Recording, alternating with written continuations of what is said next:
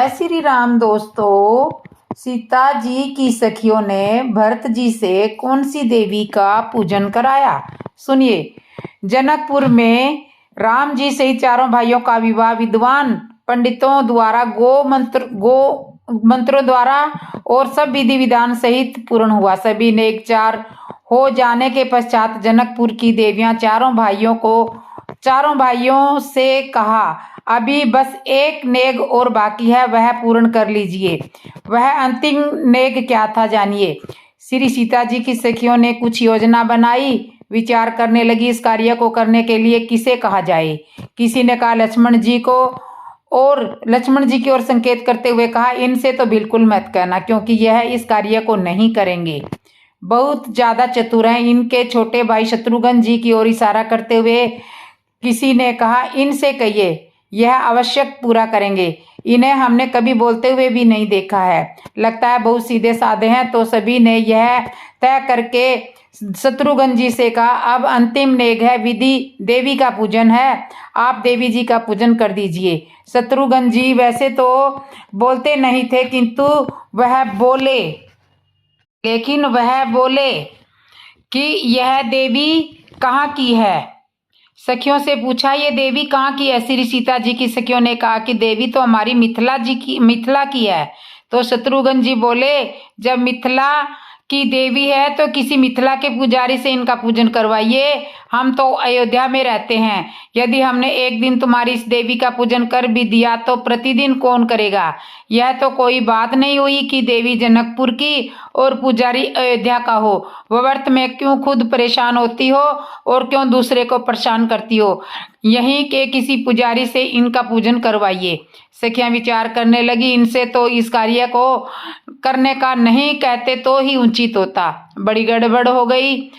अब सखियों ने भरत जी से कहा, आप देवी का पूजन कर दीजिए। ऐसी मान्यता है कि यहाँ इस देवी की पूजा करने से दूल्हे का मंगल ही मंगल होता है। अब भरत जी ने विचार किया कि मुख्य रूप से तो दूल्हा हमारे प्रभु श्री राम जी है, और राम जी का जिसमें मंगल हो वह कार्य तो करना ही चाहिए। इसलिए भरत जी प्रसन्न होते हुए तैयार हो गए और कहने लगे, आवश्यक क्यों नहीं, चलो मैं देवी का पूजन करता हूँ। भरत जी सखियों के साथ देवी का पूजन करने के लिए चले गए।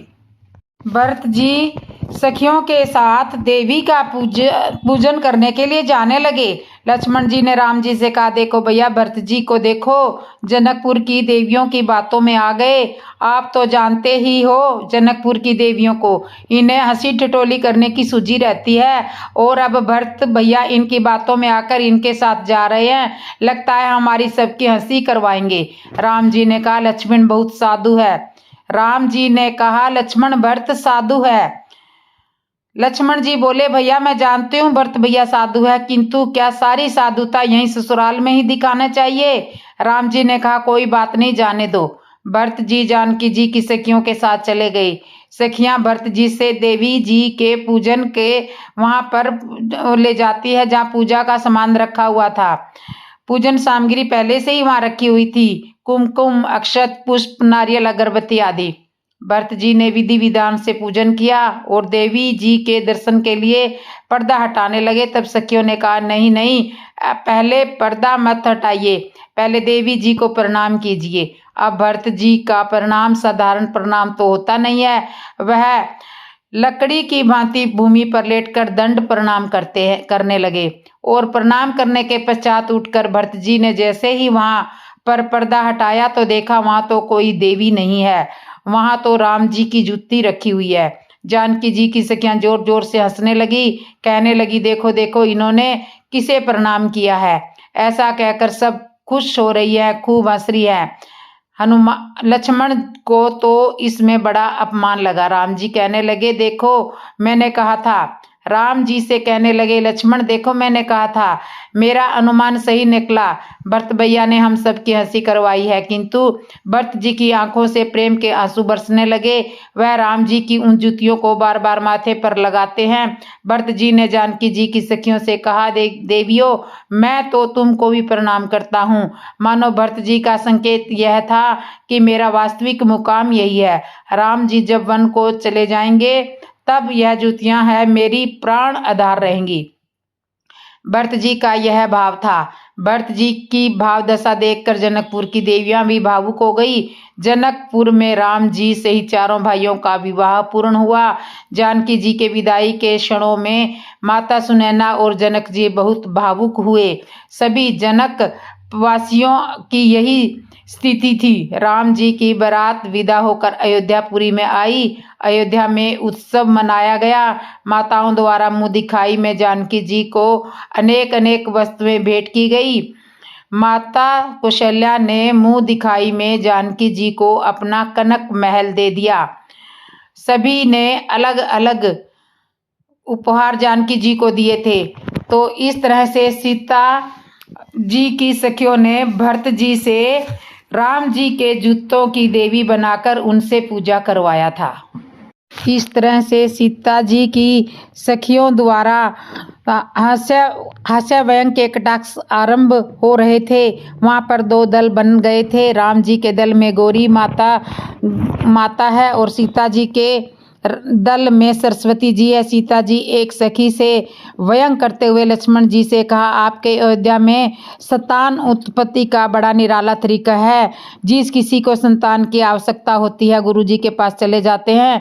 गुरु जी प्रसाद का खीर का प्रसाद देते हैं और वह प्रसाद महिलाओं को खिलाया जाता है और संतान प्रकट हो जाती है। बहुत आसान तरीका है। इस तरह कहकर सब जोर जोर से हंसती है। लक्ष्मण जी ने भी उत्तर देते हुए कहा, आपके जनकपुर में तो संतान उत्पत्ति का और भी विलक्षण तरीका है। लक्ष्मण जी के कहने का यह संकेत माता सीता के जन्म को लेकर था।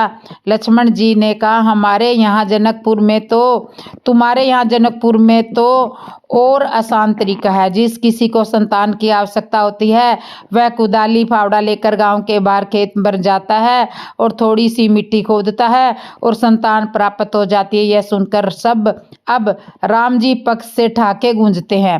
लक्ष्मण जी अपने पक्ष को कमजोर नहीं होने दे रहे हैं। सीता जी के पक्ष की ओर से सखियों ने कहा, किंतु हमारे जनकपुर की महिमा अयोध्या से अधिक है। यहाँ पर हमारी जानकी जी की कृपा अच्छों का भाग्य बदल देती है। हमारे जनकपुर में बिना बुलाए ही लोग आ जाते हैं और उनका भाग्य बदल जाता है, जैसा कि आप लोगों का बदला है। लक्ष्मण जी ने कहा, तो क्या हम बिना बुलाए आए हैं? सखियों ने कहा, आवश्यक आप बिना बुलाए आए हो, क्योंकि आपको चिट्ठी किसने भेजी थी? लक्ष्मण जी कहने लगे, हमें बुलाया गया है तो चिट्ठी बताओ, कहाँ है चिट्ठी? लक्ष्मण जी राम जी की ओर देखने लगे। लक्ष्मण जी भी जानते थे कि चिट्ठी तो नहीं है, हम गुरु जी के साथ आए हैं। फिर भी अपनी बात को बनाए रखने के लिए राम जी से धीरे से कहा, भैया कह दो हमारे पास चिट्ठी आई थी। राम जी ने कहा, लक्ष्मण यह जनकपुर है, यहाँ झूठ नहीं बोल सकते। यदि एक झूठ बोलेंगे तो 10 झूठ बोलना पड़ेगा। लक्ष्मण जी ने कहा, भैया ससुराल में थोड़ा बहुत हंसी मजाक के रूप में झूठ चलता ही है। यह कौन सा गुरु जी का आश्रम है जो एकदम सत्य ही बोलना है? कह दो हमारे पास चिट्ठी आई थी। अब दोनों भाइयों की इस तरह खुसर फुसर सुनकर सखियों ने कहा, आप लोग क्या खुसर फुसर कर रहे हो? बताइए, चिट्ठी आई थी या नहीं आई थी? राम जी ने धीरे से कहा, नहीं आई थी। सखियां हंसने लगती है।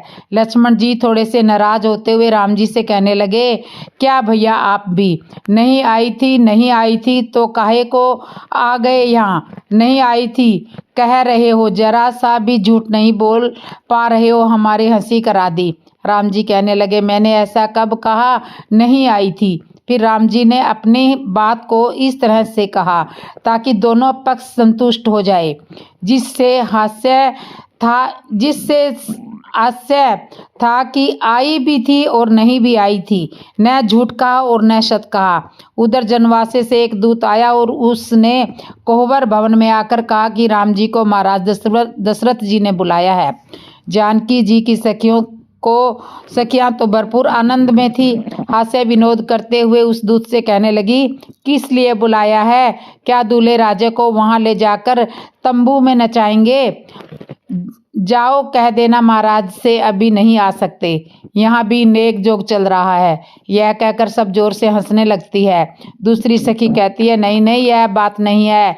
हमें मालूम पड़ा है कि इनके पिताजी को किसी ने खबर दे दी है कि सारे जनकपुर में यह चर्चा है कि इनके पुत्र बहुत सुंदर है, इसलिए अब इन्हें किसी भी जनकपुर वासी को निःशुल्क देखने को नहीं दिया जाएगा। अब इन्हें ले जाकर एक जगह बंद कर देंगे और इनको भी इनके दर्शन करने लगेंगे। जिनको भी इनके दर्शन करने होंगे उन्हें अब शुल्क देना पड़ेगा। इस तरह कहते हुए सबकी सब जोर जोर से हंसती है। लक्ष्मण जी को यह बातें अच्छी नहीं लगती है। वे कहते हैं, आप लोग बहुत अधिक बोल रही हैं। हमारे भैया सहज है, सरल है। इसका मतलब यह नहीं कि आप कुछ भी बोलो। तुम जानती नहीं हो, हमारे राम जी पूर्ण ब्रह्म परमात्मा है। इनकी शक्ति के बारे में तुम्हें ज्ञात नहीं है। जानकी जी की सखियां कहती है, हमें ज्ञात है, यह परम वीर है। तभी तो जनकपुर की बगिया में कुछ फूल तोड़ने गए थे, तब इनको पसीने पसीने हो गए थे। बहुत बलशाली हैं आपके भैया, हम जानती हैं। लक्ष्मण जी कहने लगे, यह तो है ही, इसमें कहने की क्या बात है। फूल तोड़ना अलग बात है। अभी राज दरबार में अच्छे अच्छे राजा महाराजा धनुष को नहीं तोड़ पाए थे और हमारे भैया ने धनुष को तोड़ा है। क्या तुम यह नहीं जानती हो? सखियां कहने लगी, यह बात ठीक नहीं है। आपके भैया ने धनुष तोड़ा है, इसका क्या परिणाम है? कोई एक से कहलवा दो कि इन्होंने धनुष तोड़ा है या किसी ने इनको धनुष तोड़ते हुए देखा है। बात भी सही थी। तुलसीदास जी ने भी ऐसा ही लिखा है कि धनुष को उठाते हुए तोड़ते हुए किसी ने नहीं देखा था। सखियां कहने लगी, किसी और को जाने दो, समय अपने भैया से ही कहलवा दो कि उन्होंने धनुष तोड़ा है, हम मान जाएंगे। लक्ष्मण जी ने राम जी से कहा, भैया बताओ आपने धनुष तोड़ा है? राम जी कहने लगे, लक्ष्मण मैं झूठ नहीं बोलता, सत्य बात तो यह है कि मैंने धनुष को नहीं तोड़ा है। मैंने तो केवल धनुष को छुआ था, बस छूने की ही वजह से वह टूट गया। लक्ष्मण जी कहने लगे, भैया ऐसे कैसे टूट गया? राम जी ने कहा, धनुष के टूटने का समय आ गया था, इसलिए टूट गया। लक्ष्मण जी कहने लगे, क्या आप ज्योतिषी विद्या जानते हो, जो आपको मालूम पड़ गया कि अब इनके टूटने का समय आ गया है? राम जी ने कहा कि मैं ज्योतिषी विद्या तो नहीं जानता, किंतु हमारे गुरु जी तो यह विद्या जानते हैं। उनको मालूम पड़ गया था, इसलिए उन्होंने आज्ञा दी थी। सीता जी की सखियों ने लक्ष्मण जी से कहा, अब तो तुम यह मान गए होंगे कि राम जी ने धनुष नहीं तोड़ा है। लक्ष्मण जी कहने लगे, तुम यह बात बताओ, यदि राम जी ने धनुष नहीं तोड़ा तो फिर सीता जी ने उनके गले में जयमाला क्यों डाली थी? सीता जी की सखियां हंसते हुए कहती हैं, अरे अरे, थोड़ा भाषा का भेद है। तुम जिसे जयमाला कहते हो, हमारे जनकपुर में इसे हार कहते हैं। इसलिए तो तुम्हारे भैया राम जी ने सिर झुकाकर इस हार को स्वीकार किया था। तो इस तरह से सीता जी के विवाह में सखियों का हंसी मजाक चल रहा है। अब बात आती है कि राम जी की बारात में भरत दूल्हा क्यों बने थे। अयोध्या से बारात जा रही थी, श्री राम जी की बारात जा रही थी। जहाँ से भी बारात निकलती है लोगों को बड़ा आश्चर्य होता था। आज एक ऐसी बारात देखी है, हाथ में माला लिए हो और चेहरे पर दाढ़ी बड़ी हुई भगवा वस्त्रधारी संत महात्मा विराजमान है जिस बारात में। जैसे ही बारात किसी गांव में से गुजरती है, सब लोग बारात देखने के लिए इकट्ठा हो जाते हैं और पूछते हैं, यह बारात कहाँ की है। बाराती लोगों में बड़ी अकड़ थी और होना संभाविक भी था। आखिर श्री राम जी की बारात में जाने का सौभाग्य मिला था।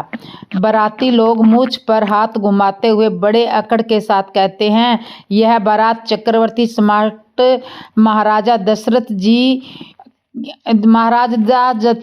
जी अयोध्या नरेश के बड़े पुत्र राम जी की बारात है। अयोध्यापुरी से जा रही है। अयोध्यापुरी से आ रही है और विदेह राज महाराज जनक के यहाँ पर जा रही है। जनक जी की पुत्री सीता जी का विवाह राम जी के साथ होना तय हुआ है। लोग बड़ी प्रशंसा करते हैं, वाह वाह क्या बात है, बहुत सुंदर बारात है। बारात इतनी सुंदर है तो दूल्हा कितना सुंदर होगा, कहाँ है दूल्हा? नगरवासी प्रश्न करते हैं, दूल्हा कहाँ है? इतना सुनकर बारातियों के होश उड़ जाते हैं। अब कैसे कहें कि दूल्हा नहीं है? दूल्हा तो वहाँ पहले ही पहुँच चुका है और उसी ने सारा कार्यक्रम तय किया है। यह सब एक दूसरे का मुंह देखने लगते हैं, एक दूसरे से कहने लगे, बताओ बताओ दूल्हा कहाँ है, इन्हें बताओ। आपस में ही कहते हैं, तो तुम्हें मालूम है वही, जो तुम्हें मालूम है वही हमें मालूम है, तुम्हें बता दो। अब जब बारात में दूल्हा है ही नहीं तो बताए किसको? किसी एक समझदार ने बहाना बनाते हुए कहा, बारात बहुत बड़ी है, दूल्हा पीछे आ रहा है। बताने वाले ने सोचा, इनसे अभी तो पीछा छूटे, पीछे वाले उनकी वह जानेंगे। अब दर्शक लोग दूल्हे के दर्शन के इंतजार में खड़े हैं और जब पीछे बारात खत्म होती दिखाई दी, दूल्हा तो दिखाई नहीं दे रहा था। तब उन गांव के दर्शकों ने पीछे वालों से पूछा, भैया दूल्हा कहाँ है? अब तो पीछे वालों के साथ में भी वही समस्या आ गई, दूल्हा है नहीं तो बताए कैसे? उन्होंने दर्शकों से पूछा, आप लोगों को आगे वालों ने क्या बताया था? दर्शक कहने लगे, उन्होंने कहा था कि दूल्हा पीछे आ रहा है। पीछे वाले बाराती बड़े चक्कर में पड़ गए, अब इन्हें क्या बताएं। तभी किसी एक समझदार ने बहाने बनाते हुए कहा, ये बात यह है कि बारात बहुत लंबी है, तुम लोगों का ध्यान गया नहीं होगा, दूल्हा तो बीच में ही निकल गया। जैसे जैसे करके वहां से वह लोग बचे। एक स्थान पर आकर कुछ समय के लिए बारात रुकी। तब सब बाराती इकट्ठे होकर राजा दशरथ जी के पास पहुंचे और कहने लगे, महाराज सब लोग पूछते हैं दूल्हा कहाँ है, दूल्हा कहाँ है, दूल्हा कहाँ है? दूल्हा नहीं है, इसलिए हमारी बड़ी हंसी हो रही है, इन्हें क्या जवाब दें? महाराज दशरथ जी ने कहा, गुरुजी से पूछो। तब बारातियों ने गुरुजी से पूछा कि दूल्हे के संबंध में हम लोगों को क्या उत्तर दें। तब गुरु वशिष्ठ जी ने बड़े सहज रूप से कहा, इसमें परेशान होने वाली क्या बात है, किसी एक को दूल्हा बना दीजिए। बाराती भी बड़े चतुर थे, कहने लगे, हमने कह दिया है कि यह बारात राम जी की है और राम जी को तो सभी लोग जानते हैं, राम जी को तो किसी ने देखा ही होगा, उन्हें तो लोग पहचानते होंगे, इसलिए किसी को भी दूल्हा बना देना यह तो ठीक नहीं है। लोग पहचान जाएंगे, कहेंगे यह तो राम जी नहीं है। तब गुरुजी ने कहा कि एक काम करो, भरत जी को दूल्हा बना दो। भरत जी का रूप भी श्री राम जी के रूप जैसे मिलता जुलता ही है। तब सब लोगों ने यह सुझाव बड़ा अच्छा लगा और जब भरत जी को दूल्हा बना दिया, अब तो बारातियों में फिर से अकड़ आ गई। बारात आगे बढ़ी। आगे फिर लोगों ने प्रश्न किया, कहाँ की बारात है और कहाँ जा रही है? बाराती बड़े गर्व से कहते हैं, दूल्हा बताएं, दूल्हा बताएं। लोग कहते हैं, हम दूल्हे को नहीं पूछ रहे हैं, हम पूछ रहे हैं कि कहाँ से आ रहे हो और कहाँ जा रहे हो। तब बाराती अति शीघ्रता से कहते हैं, अयोध्या से बारात आ रही है और जनकपुर राजा जनक के यहाँ पर जा रही है। अब बताएं, हम तुम्हें दूल्हा कहाँ है? भरत जी की ओर इशारा करते हुए कहते, वह हमारे दूल्हे राजा हैं। और भरत जी को दूल्हा बताकर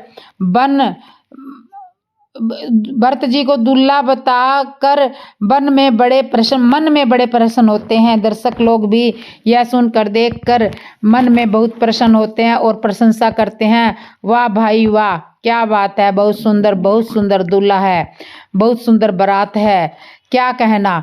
तो इस तरह से राम जी की बारात में भरत जी को दूल्हा बनाया था। अब सीता जी गौरी जी के मंदिर में पूजा करने के लिए जाती है। जनकपुर में पुष्प वाटिका में जब माली ने राम जी से कहा था कि आप पूजा के लिए फूल नहीं लेने आए हो तो हाथ को, पूजा के लिए फूल लेने आए हो तो हाथों को धोना पड़ेगा, और हाथ धोने के लिए तुम सरोवर में जाओगे। सरोवर में पत्थरों की सीढ़ी है, आपके चरण उसमें पड़ गए और यदि वह पत्थर सारे नारी बन गए तो बड़ी मुश्किल आ जाएगी। एक कारण और है, तुम्हारे चरण बहुत कोमल है, बगिया में पैरों को क्षति हो सकती है। तो राम जी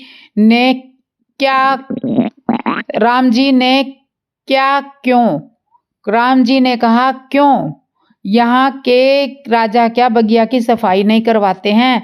इसमें कांटे कंकड़ क्यों पड़े हैं?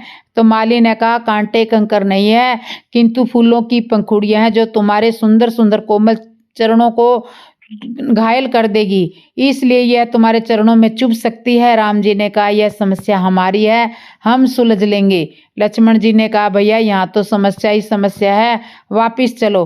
राम जी ने कहा ठहरो, कुछ तो उपाय होगा। राम जी ने माली से कहा भाई यह बताओ इन सब समस्याओं का समाधान क्या है? तो माली ने मुस्कुराते हुए कहा प्रभु यह भक्ति की नगरी है, तुम्हें प्रवेश मिल सकता है जब तुम जानकी जी की जय बोलो। लक्ष्मण जी तो थोड़े से खिजे हुए थे, व्यंग करते हुए बोले भैया बोल दीजिए जानकी जी की जय, क्या बिगड़ता है? राम जी ने कहा लक्ष्मण जानकी जी की जय बोलूं कुछ अटपटा नहीं लगेगा? लक्ष्मण जी कहने लगे आप मन ही मन तो बोलते ही रहते हो, एक बार जोर से बोल दीजिए, पुष्प लेने की समस्या तो सुलझ जाएगी। भक्ति की नगरी में भगवान को भी भगवान होने का अभिमान छोड़ना पड़ता है, तब उसमें प्रवेश मिलता है। इंसान की क्या बात है, बिना भक्ति की जय बोले आदमी प्रेम में प्रवेश नहीं कर पाता। हमारा हृदय एक प्रेम वाटिका है, इसमें बिना भक्ति के कार्य कैसे सिद्ध हो सकता है? राम जी दल फूल का चयन करते हैं, उसी समय एक सखी वहां पर आती है जो जानकी जी की गौरी की पूजा में शामिल नहीं थी। अचानक उन्हें भगवान के दर्शन हो जाते हैं। श्री रामचरितमानस में यह प्रसंग आता है कि देखो भगवान पहले उन्हें मिले जिसने वो पूजा में शामिल नहीं थी, जिनका पूजन में कोई वास्ता नहीं है। संत जी कहते हैं कि इसका आशय यह है कि पूजा करना व्यर्थ नहीं है, पूजा करना बड़ी अच्छी बात है, किंतु यह प्रसंग यह बनता है कि भगवान साधनहीन को पहले मिलते हैं और साधन प्रसन्न को बाद में मिलते हैं। और यह भी बड़ी विचित्र बात रही है, जो पूजा में शामिल नहीं है उसी ने आकर गौरी जी की पूजा करने वाली जानकी जी और सखियों को जाकर बताया। साधनहीन साधन संपन्न को भगवान के दर्शन करा रही है। जानकी जी बगिया में आती है, पत्तों की ओट से राम जी को निहारती है, राम जी सीता जी को निहारते हैं। इस प्रसंग की एक विशेष बात यह भी है कि पुराने समय में व्यवहारिक जगत में वर और वधू आपस में एक दूसरे को नहीं देखते थे। यह परंपरा रही थी कि गांव के ब्राह्मण कन्या के लिए वर तलाशने जाते थे और कन्या के लिए वर का चयन करते थे। इसके द्वारा ही परिवार वालों को वह रिश्ता मान्य करना होता था। कन्या तो विवाह के बाद तक अपने पति को नहीं देख पाती थी, ससुराल आ जाने के बाद फिर कहीं 2-4 दिन बाद देखती थी, किंतु यह परंपरा थी। पहले माँ बाप की बिना अनुमति के विवाह नहीं होते थे और वर्तमान समय में बेटी माँ पिताजी से विवाह के लिए अनुमति लेना आवश्यक ही नहीं समझती है।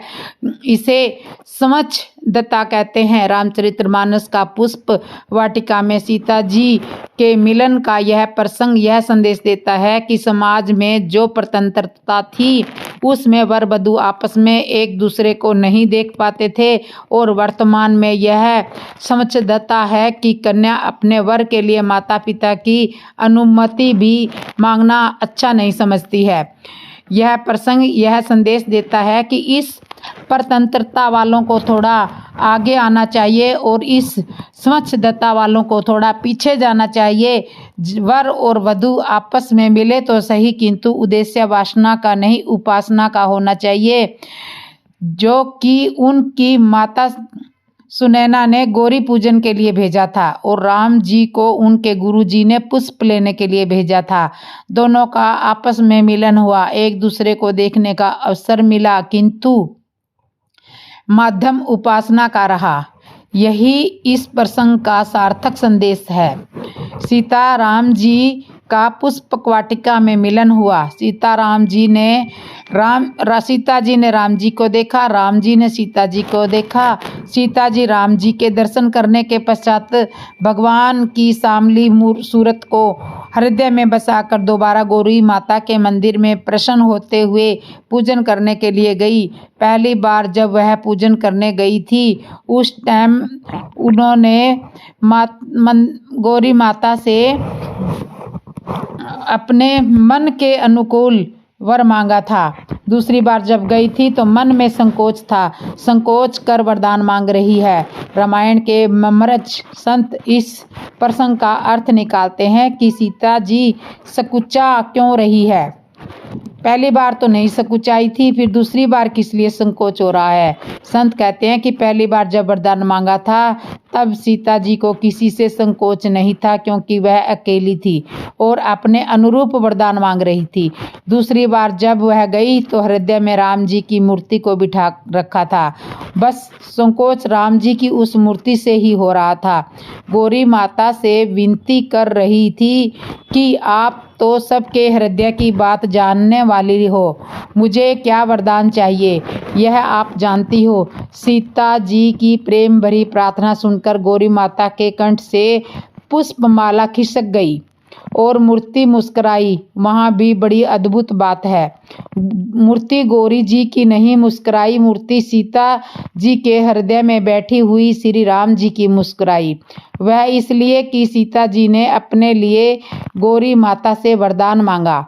गौरी माता ने प्रसन्न होकर पुष्पमाला खिसकाकर यह संकेत किया था कि तुम्हारा मनोरथ पूर्ण हुआ है। यह सुनकर सीता जी के हृदय में विराजमान राम जी की मूर्ति मुस्कुराई। चलो श्री सीता जी के साथ साथ हमारा भी काम बन गया। यही इस प्रसंग का वास्तविक अर्थ है। राम लक्ष्मण दोनों भाई जब पुष्प लेकर गुरु जी के पास गए थे तब गुरु जी ने उन्हें विजय श्री का आशीर्वाद दे दिया था, किंतु जब दूसरे दिन यज्ञ मंडप में जाना था तब गुरु जी ने अपना बयान बदल लिया। दोनों भाइयों से कहा, चलो आज धनुष यज्ञ है, चल कर देखते हैं विधाता किसको यश प्रदान करता है। गुरु विश्वामित्र जी के साथ दोनों भाई राजा जनक जी द्वारा बनाए गए यज्ञ मंडप में पहुँचे। जनक जी ने गुरु जी से ही दोनों भाइयों को ऊंचे सिंहासन पर बैठाया। वहाँ पर राम जी एक हैं और देखने वाले अनेक हैं। जिनका जैसा भाव उसी भाव के अनुरूप उन्होंने उन भगवान को देखा। राजा जनक ने जब देखा कि सभी लोग उपस्थित हो गए हैं तब उन्होंने अपने बंदीजनों को बुलाया और कहा कि अब घोषणा की जाए धनुष भंग की। राजा जनक ने बंदीजन बहुत होशियार थे। वह चाहते थे कि राजा जनक को श्री सीता जी का विवाह राम जी के साथ कर देना चाहिए ताकि यह धनुष तोड़ने वाला कार्यक्रम स्थगित हो जाए। समय बर्बाद करने से क्या फायदा। बंदीजन बड़े चतुर हैं, उन्होंने घोषणा की। वह जानते थे कि हमारी घोषणा सुनकर समझदार राजा तो वहां से चले जाएंगे और जो घमंडी है वह तो मानेंगे नहीं, यह तो आवश्यक अपना जोर आजमाएंगे। बंदीजनों ने कहा, सुनो सुनो सब राजा लोग सुनो, बड़े ध्यान से सुनो। यह सामने रखा हुआ शिव जी का धनुष, इसे तोड़ने का जिसने भी प्रयास किया उसका समझो यही हाल होगा जिस तरह राहु के पास जाने से चंद्रमा का होता है। फिर भी किसी को अपने बल पर अभिमान है तो आवश्यक अपने बल का प्रयोग करके अपनी वीरता का प्रदर्शन कर सकते हैं। जनक जी को यह सुनकर बड़ा आश्चर्य हुआ। उन्होंने बंदीजनों से कहा कि क्या मैंने आप लोगों को इस तरह की घोषणा करने के लिए कहा है। बंदीजनों ने कहा, ठहरिए महाराज, हम वही कह रहे हैं कि जो आपने कहा है, थोड़ा धैर्य धरिए। फिर बंदी जनों ने कहा, यह भगवान शिव का धनुष है, इसे जो भी महाबली योद्धा तोड़ सकेगा उसका विवाह श्री जानकी जी के साथ किया जाएगा। बंदी जनों की घोषणा सुनकर कुछ राजा लोग तो समझदार थे, वो वहां से खिसक गए। रावण, वर्णासुर जैसे योद्धा भी वहां से चले गए। उन्होंने धनुष को छूने का प्रयास भी नहीं किया।